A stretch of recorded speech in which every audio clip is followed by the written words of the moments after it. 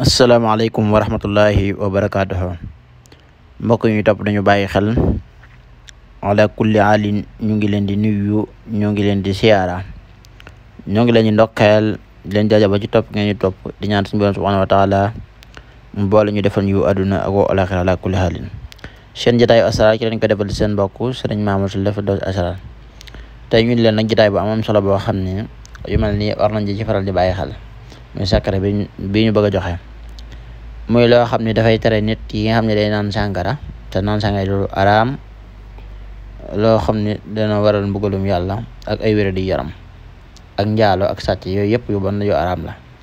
secret nag yoo xam ne ko jëfandikoo yàlla mën na la ci musal. képp koy def buñ ko defalee buñ ko defee jox ko ma naan ko yàlla dindi ko ca, loolu lu am solo la, moom la ñu bëgg indil.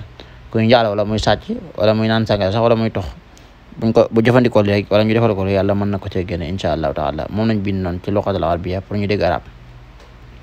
kon da ngay daal di bind yow mi nga xam ne da ngay tox, wala yow mi am mbokk muy tox, wala kiy tox, wala kiy naan sàngara, wala kiy njaaloo ko sàcc ñëw ci yow, mën nga ko daal di bindal lii muy ayatul quran bi wala aaya yi falama qarara tabayyanatil jinnu an law kaanu ya'lamuna al-ghayba ma labisu fil azabi al-muhin laqad kaana li shabain fi masakini ayatun jannataani an yamini wa shimal kulu min rizqi rabbikum waskuru lahu baldatun tayyibatu wa rabbun ghafur. 7 maratin lañ leen ko indil noonu, ngeen xool ko, lañ leen ko ci fay ko defee nga moom aaya bii ngay bind juróom-ñaari yoon incha allah taala. lii képp ko naan ko dina bàyyi naan sàngara ak mboolem yooyu ñu lim bu ànd ak dogal yàlla bu ko yàlla suñu borom nangoo ci kàttanam incha allahu taala.